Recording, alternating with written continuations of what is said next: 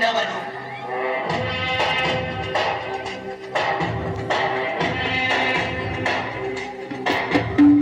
ವಜ್ರ ಬಲ್ಲಾಳರಾಯ ಸೋಗೆ ಬಲ್ಲಾಳರಾಯ ಕತ್ತಿಗಲೆ ಬಿತ್ತಿ ಹೋದ ವಂಶಾದವನು.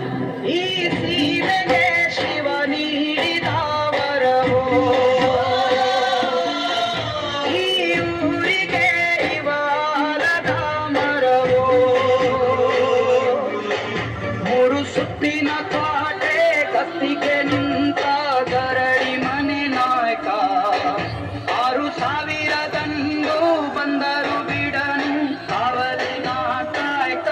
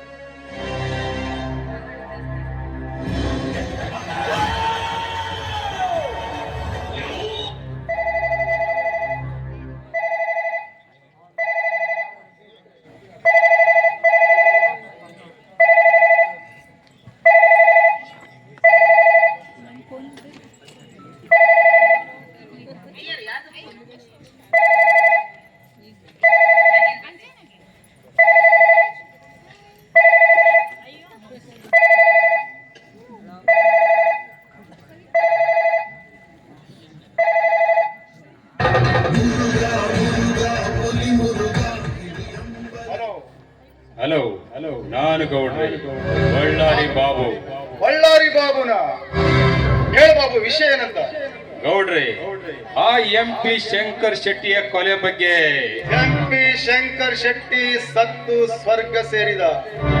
ಇನ್ನು ಉಳಿದಿರುವುದು ನನಗೆ ಬರಬೇಕಾದ, ನಿಮಗೆ ಬರಬೇಕಾದ ಬಾಕಿ ಹಣ ನಿಮ್ಮ ಅಕೌಂಟಿಗೆ ಟ್ರಾನ್ಸ್ಫರ್ ಮಾಡ್ತೇನೆ. Okay Babu, okay. ಆದಷ್ಟು ಬೇಗ ಬಾಕಿ ಹಣವನ್ನು ಅಕೌಂಟಿಗೆ ಟ್ರಾನ್ಸ್ಫರ್ ಮಾಡು.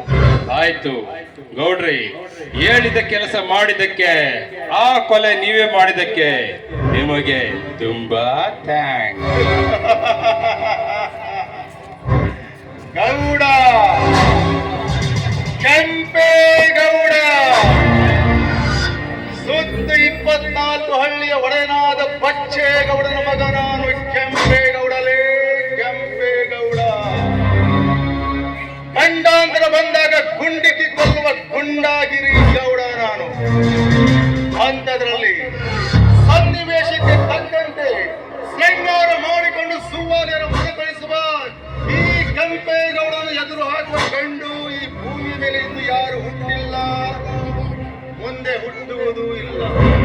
ಅಕಸ್ಮಾತ್ ಹುಟ್ಟಿದ್ದೇ ಆದ್ರೆ ಅವರನ್ನು ಕಡಿದು ಕೈಯಲ್ಲಿ ಸುಟ್ಟು ಕುಟ್ಟಿ ಕುಟ್ಟಿ ತಿನ್ನುವೆ ಅವರ ಅಂಗಾಂಗವನ್ನು. ಯಾಕೆ?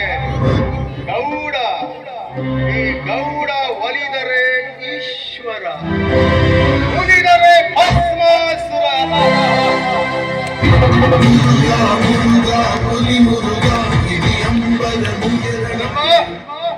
ಕದಮ್ಮ,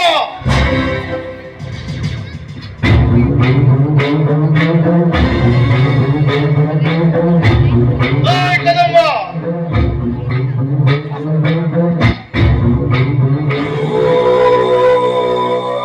ಹೇಳಣ್ಣ, ಯಾಕೆ ಕರೆದೆ? ಕದಮ್ಮ, ಈ ಊರಲ್ಲಿ ಹುಂಡರು ನಾವೇ, ಪ್ರಚಂಡರು ನಾವೇ. ಅಂದಾಗಿ ನಾವು ಹೇಳಿದಂತೆ ಕೇಳಿಕೊಂಡು ನಮ್ಮ ಹಿಂದೆ ನಾಯಿ ಬಾಲದಾರ್ತೆ ಸುತ್ತುತ್ತಾ ಇದ್ದಾರೆ ಈ ಮುಗ್ಧ ಜನರು. ಪಾಪ, ನಮ್ಮ ಕುತಂತ್ರ ಕಾರಸ್ಥಾನ ಈ ಮುಗ್ಧ ಜನರಿಗೆ ಏನು ಗೊತ್ತು? ಅಂತೂ ಈ ಊರಲ್ಲಿ ನಮ್ಮದೇ ಸರ್ವಾಧಿಕಾರ ಕದಂಬ, ನಮ್ಮದೇ ಸರ್ವಾಧಿಕಾರ. ಅಣ್ಣ, ಅಧಿಕಾರದ ಆಟಾಸದಿಂದ ಮೆರೆಯುವರ ಗುಟ್ಟನ್ನು ರಟ್ಟು ಮಾಡಲು ಒಬ್ಬ ಮಹಾಪುರುಷ ಜನ್ಮ ತಾಳಿದ್ದಾನೆ ಈ ಊರಿನಲ್ಲೇ. ಅದು ಅಲ್ಲದೆ ನಾವು ಮಾಡುವ ಪ್ರತಿಯೊಂದು ಕಾರ್ಯದಲ್ಲೂ ಅಡ್ಡಿಯಾಗಿ ಬರುತ್ತಿದ್ದಾನೆ ಆ ಪಾರ್ಟಿ ಮಗ. ಹೇಳುವ ಮಾತಿನ ಅರ್ಥ ಏನು ಕದಂಬ?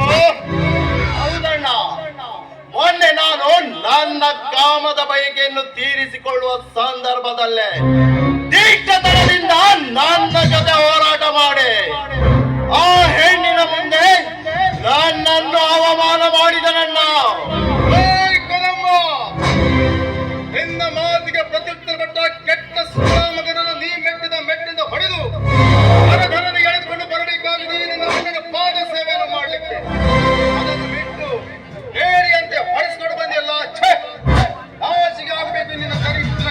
ಓಕೆ ಅಣ್ಣ, ನನಗೆ ಎದುರು ಮಾತನಾಡಿದ ಆ ಮುಂಡೆ ಮಗನ ರುಂಡವನ್ನು ಬೇರ್ಪಡಿಸಿ ಬರುತ್ತಿದ್ದೆ. ಆದರೆ ನಿನ್ನ ಅಪ್ಪಣೆ ಇಲ್ಲದೆ ಯಾವ ಕೆಲಸಕ್ಕೂ ಕೈ ಹಾಕಿದವನಲ್ಲ ಈ ನಿನ್ನ ತಮ್ಮ. ಅದಕ್ಕಾಗಿಯೇ ಅವನನ್ನು ಸೋಮನೆ ಬಿಟ್ಟು ಬಂದಿರುವೆ. ಶಾಬಾಷ್ ಕದಂಬ, ಶಾಬಾಷ್. ಇತರ ಇರಬೇಕು ನಿನ್ನಂತ ಒಡ ಹುಟ್ಟಿದವರು. ಅಂದಹಾಗೆ ಕದಂಬ, ಈ ಊರಲ್ಲಿ ನಮ್ಮನ್ನು ಎದುರು ಹಾಕಿಕೊಂಡು ಬದುಕುವ ಪ್ರಾಣಿ ಯಾವುದಂತ ಹೇಳು. ಈಗಲೇ ಹೋಗಿ ಅವರ ಚರ್ಮವನ್ನು ಸುಲಿದು ರಕ್ತವನ್ನೇ ಕುಡಿದು ನಮ್ಮಿಂದಲೇ ಸಾಲ ತೆಗೆದುಕೊಂಡು ಹೋಗಿ ನಮ್ಮ ಆಧಾರದಿಂದಲೇ ಬದುಕುತ್ತಿರುವ ಆ ನಾರಾಯಣನ ಸಾಕು ಮಗ ಬಾಬು.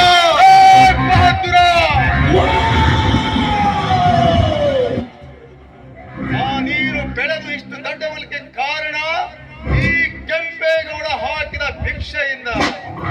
ಪಾಪ, ಒಪ್ಪತ್ತಿನ ಗಂಜಿಗೂ ಗತಿ ಇಲ್ಲದ ನಿನ್ನ ತಂದೆಗೆ ಆಶ್ರಯ ಕೊಟ್ಟ ಆರಾಧ್ಯ ದೈವ ನಾನು. ಅಂಥದ್ರಲ್ಲಿ ನನ್ನನ್ನು ಬಾಯಿಗೆ ಬಂದಂತೆ ಮಾತಾಡ್ತೀಯೋ ಕೆಟ್ಟ ಸುಳಾಮಗನೇ.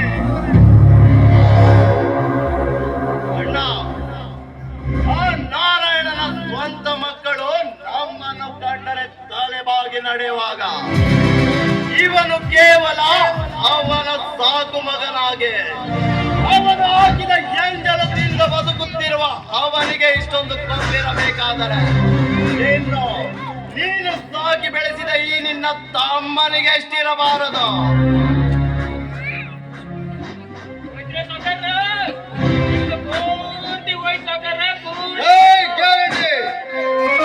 ಏನಾಯ್ತಂತ ಸರಿಯಾದ ಮಗಳು ಆದತ್ತಾದ್ರೂ ಏನೀಗ?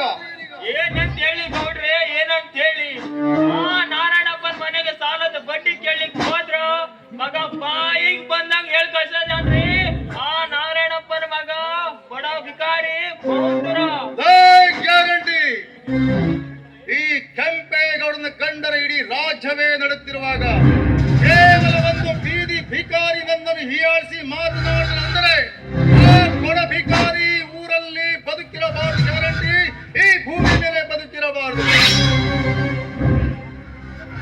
ಅಣ್ಣ, ನಮ್ಮಿಂದಲೇ ಬಾಳಿ ಬದುಕುತ್ತಿರುವ ಆ ಬಡ್ಡಿ ಮಕ್ಕಳ ಸಂಸಾರ ಛಿದ್ರವಾಗಬೇಕು. ಅಂದಾಗಲೇ ಈ ನಿನ್ನ ತಮ್ಮನ ಆತ್ಮಕ್ಕೆ ಶಾಂತಿ. ಕರೆಕ್ಟ್ ಹೇಳಿದ್ರಿ ಗೌಡ್ರ, ಕರೆಕ್ಟ್ ಹೇಳಿದ್ರಿ. ನಿಮ್ಮ ಕಡೆನೆ ಸಾಲ ತಕೊಂಡು ನಿಮಗ ಬಾಯಿಗೆ ಬಂದಂಗ ಮಾತಾಡ್ತಾನಲ್ಲವ, ಅವು ನಾನು ಹಿಡಿದ ಕಚ ಕಚ ಕಚ ಹಿಡಿದು ನಾಯಿ ನರಿಗೆ ಹಾಕ್ಬೇಕ್ರಿ ಅವನ್ನ. ಕನಿಕರಿಲ್ಲದ ಧನಿಕರಿಗೆ ಕುರಿಯ ಆಹುತಿ ಆಗುವಂತೆ ಗೌಡನಿಗೆ ನಿನ್ನ ಪ್ರಾಣ ಆಹುತಿ ಆಗಲೇಬೇಕು. ಅದರಂತೆ ಅಂದದ ಅರಮನೆಯಲ್ಲಿ ಚಂದಾಗಿ ಬೆಳೆದು ನಿಂತಿರುವ ಆಶ್ರಮೇ ನನ್ನ ತಮ್ಮನ ಪಟ್ಟದ ರತಿಯಾಗಬೇಕು. ಅಣ್ಣ, ಅವನ ತಂಗಿ ನನ್ನ ರತಿಯಾಗುವ ಮೊದಲು ನಿನ್ನ ರತಿ ಅವರ ಮನೆಯ ಸತಿಯಾಗಬೇಕು. ಅಂದ್ರೆ ಏನ್ ಹೇಳ್ತಾ ಇದ್ವಿ ಕದಂಬ? ಹೌದಣ್ಣ, ನಿನ್ನ ಹೆಂಡತಿಯಾಗುವ ಪದ್ಮಿನಿಯನ್ನು ಅವರ ಮನೆತನಕ್ಕೆ ಕಳಿಸಿದಾಗಲೇ ಅವರ ಮನೆತನ ಸರ್ವನಾಶವಾಗಲು ಸಾಧ್ಯ. ಪದ್ಮಿನಿಯಿಂದಲೇ ಅವರ ಮನೆತನ ಸರ್ವನಾಶಲದು ಹೇಗೆ ಸಾಧ್ಯ ಕದಂಬ? ಹೇಗೆ ಸಾಧ್ಯ? ಅಣ್ಣ, ನಾನು ಹೇಳುವ ಐಡಿಯಾವನ್ನು ಸ್ವಲ್ಪ ಗಮನದಲ್ಲಿಟ್ಟುಕೊಂಡು ಕೇಳು. ಆ ನಾರಾಯಣನ ಸ್ವಂತ ಮಗ ಜೀವನ್ ಅವನನ್ನು ಹೇಗಾದರೂ ಮಾಡಿ ನಮ್ಮಂತೆ ಮಾಡಿಕೊಂಡು ಇನ್ನು ನಿನ್ನ ಹೆಂಡತಿಯಾಗೋ ಪದ್ಮಿನಿಯನ್ನು ನಮ್ಮ ತಂಗಿಯಂತೆ ನಟಿಸಿ ಆ ಜೀವನನಿಗೆ ಕೊಟ್ಟು ಮದುವೆ ಮಾಡೋಣ. ಆಮೇಲೆ ಮದುವೆ ಮಾಡಿಕೊಟ್ಟ ನಂತರ ಪದ್ಮಿನಿಯನ್ನು ಅವರ ಮನೆಗೆ ಸತಿಯಾಗಿ ಕಳಿಸಿಕೊಡೋಣ. ಇನ್ನು ಅದೇ ಪದ್ಮಿನಿಯಿಂದಲೇ ಒತ್ತಿಕೊಂಡು ಉರಿಯಬೇಕು ನಮ್ಮ ಸೇಡಿನ ಜ್ವಾಲೆ. Very good. ನೀ ಹೇಳುವ ಐಡಿಯಾ ತುಂಬಾ ಚೆನ್ನಾಗಿದೆ. ಆದರೆ ಇದಕ್ಕೆ ಪದ್ಮಿನಿ ಒಪ್ಪಬೇಕಲ್ಲ? ಅಣ್ಣ, ಒಪ್ಪಿಸುವುದು ಬಿಡುವುದು ಅದು ನಿನ್ನ ಕೆಲಸ. ಹೇಗಾದರೂ ಮಾಡಿ ನಿನ್ನ ಸಂಗಾತಿಯನ್ನು ಅವನ ಸಂಗಾತಿಯನ್ನಾಗಿ ಮಾಡುವುದು ನಿನ್ನ ಕರ್ತವ್ಯ. ಅದು ಕೇವಲ ನಮ್ಮ ಸೇಡು ತೀರಿಸಿಕೊಳ್ಳುವವರೆಗೂ ಮಾತ್ರ.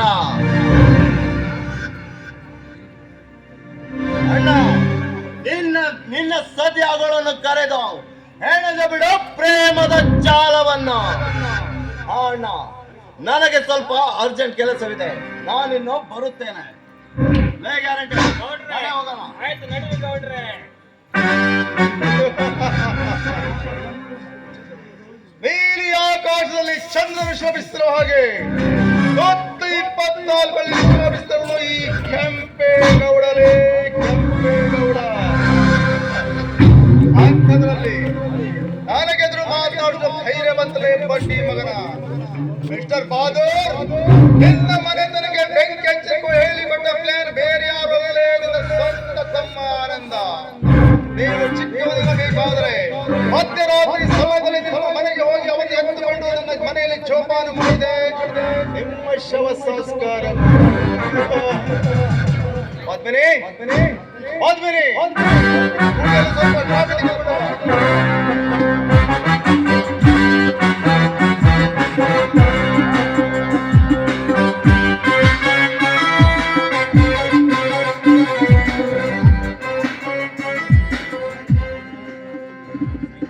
ಕಾಫಿ ಚೆನ್ನಾಗಿದೆಯೇನ್ರಿ?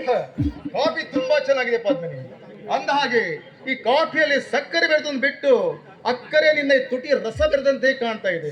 ಅದಕ್ಕಾಗಿ ಅಷ್ಟೊಂದು ರುಚಿಕಟ್ಟಾಗಿದೆ ಕಾಫಿ. ಛೀ ಹೋಗ್ರಿ, ಯಾವಾಗ್ಲೂ ತಮಾಷೆನೇ ಆಯ್ತು. ತಮಾಷೆಗೆ ಒಂದ್ ಸ್ವಲ್ಪ ಇತಿಮಿತಿ ಇರ್ಬೇಕು. ನೋಡ್ ಪದ್ಮಿನಿ, ಈ ಜೀವನದಲ್ಲಿ ನನ್ನ ಸತಿಯಾಗಳು ಯಾವತ್ತೂ ನಗು ನಗುತ್ತಾ ಇರಬೇಕು ಎಂಬುದೇ ನನ್ನ ಆಸೆ. ಅದಕ್ಕಾಗಿ ಈ ತಮಾಷೆ, ಜಲ್ಲಾಟ, ಹರಟೆ ಇದ್ದಂತೆ ಹೋಗಲಿ ಬಿಡು ಪದ್ಮಿನಿ, ನೀನು ಕ್ಷೇಮ ತಾನೆ. ಈ ಸುಖದ ಸಂಪತ್ತಿನಲ್ಲಿರುವಾಗ ಹಾಲುಣಿಸಿ ಬೆಳೆಸಿದ್ದೀರಾ ಅಂದಾಗ ನಾನು ಯಾವಾಗ್ಲೂ ಸುಖವಾಗಿ ಇರ್ತೀನಿ. Correct Padmini, correct. ಜೀವನದಲ್ಲಿ ನನ್ನನ್ನು ಅರ್ಥ ಮಾಡಿಕೊಂಡ ಪ್ರಥಮ ಬಾಲೆ ನೀನು. ಅದಕ್ಕಾಗಿ ನಿನ್ನನ್ನು ಪ್ರೀತಿಸಿ ವರಿಸಬೇಕು ಅಂತ ಮಾಡಿದ್ದೆ. ಆದರೆ ಆಮ್ಯವಾಗಿ ನೋಡಿ, ಯಾವುದಕ್ಕೂ ಕಮ್ಮಿ ಮಾಡದೇ ಇರ್ಬೇಕಾದ್ರೆ ಈ ಸಂಪತ್ತಿನ ಹಾಸಿಗೆ ಮೇಲೆ ನನ್ನನ್ನು ಮಲಗಿಸಿದಿರಿ ಅಂದಾಗ ನನ್ನಿಂದ ನಿಮ್ಗೆ ಯಾವ ಸಹಾಯ ಬೇಕೋ ಅದನ್ನ ಕೇಳಿ. ಹಾಗಾದ್ರೆ ವಚನ ಕೊಡು ಪದ್ಮಿನಿ. ನನ್ನ ಆಣೆ, ನಿಮ್ಮ ಆಣೆ, ಅತ್ತವಳೆ ವಚನ. ನೀನು ನನ್ನ ಸತಿಯಾಗುವ ಮೊದಲು ಇನ್ನೊಬ್ಬನ ಸತಿಯಾಗಬೇಕು. ನೀವು ಈ ರೀತಿ ಮೋಸ ಮಾಡ್ತೀರಂತ ನಾನು ಅನ್ಕೊಂಡಿರ್ಲಿಲ್ಲ. ಆದ್ಮೇಲೆ ಸತಿಯಾಗುವಂದ್ರೆ ಜೀವನ ಪರ್ಯಂತ ಅವರ ಸತಿಯಾಗಿರುವುದಲ್ಲ, ಕೇವಲ ನನ್ನ ಕೆಲಸ ಕಾರ್ಯ ಸಾಧನೆ ಆಗುವವರೆಗೆ ಮಾತ್ರ ಸತಿಯಾಗಿರು. ಒಂದು ಸಲ ನನ್ನ ಕೆಲಸಗಳು ಪೂರ್ಣ ಆಯ್ತು, ಆದ್ಮೇಲೆ ನಾವಿಬ್ಬರು ಸತಿಪತಿಗಳು ಆಗಿರುವ. ಪ್ಲೀಸ್ ಪದ್ಮಿನಿ, ಒಪ್ಪಿಕೋ. ಆಯ್ತು, ನಿಮ್ಮ ಆಸೆನೇ ನನ್ನ ಆಸೆ. Good, very good Padmini, very good. ಇದ್ದರೆ ಇರಬೇಕು ಇನ್ನಂಥ ಪ್ರೇಯಸಿ. ನುಡಿಯಲಿನಲ್ಲಿ ತಿಳಿಸೆಯ ನಿನ್ನ ಬಿಡೆಯೋ ಎಂದಿಗೂ, ನೀ ನನ್ನ ಜೀವ ಎಂದಿಗೂ.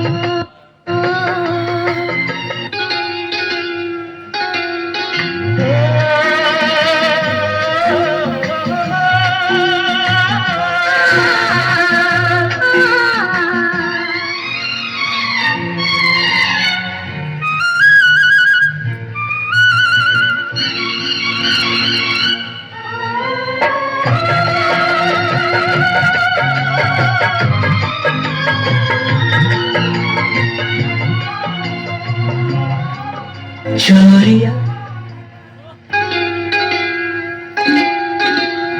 ಹಾಲು ಜೇನು ಕಲೆತಂತೆ ಮನಸ್ಸು ಕಲೆತಾಯಿತು, ಬದುಕಲ್ಲಿ ಹರುಷ ತುಂಬಿದು.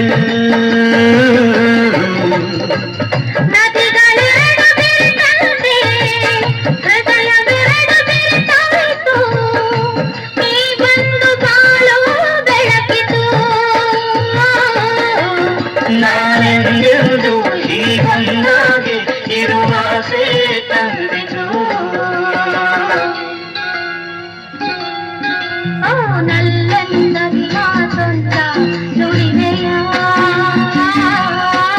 ನಾನೇನನ್ನು ನುಡಿಯಲಿನಲ್ಲಿ ತಿಳಿಸೆಯ ನಿನ್ನ ಬಿಡೆಯೋ ಎಂದಿಗೂ, ನಿನ್ನ ನನ್ನ ಜೀವ ಎಂದಿಗೂ.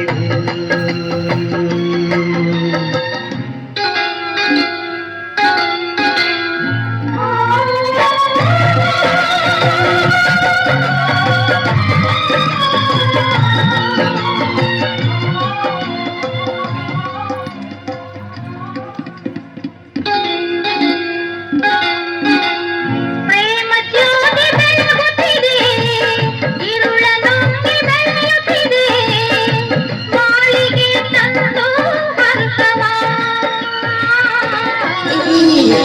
ಪಾರದಂತೆ ಜ್ಯೋತಿಯನು ಕಾವಲಿರಿಸಿ ಕಂಗಳನು ಬಾಳನ್ನೇ ಧಾರೆ ಎರೆಯುವ. ನಾನೆಂದೆಂದು ಹೀಗೊಂದಾಗಿ ಆನಂದ ಹೊಂದುವ. ಹೊರಗಿಳಿಸವಿ ಮಾತೊಂದ ನುಡಿರೆಯ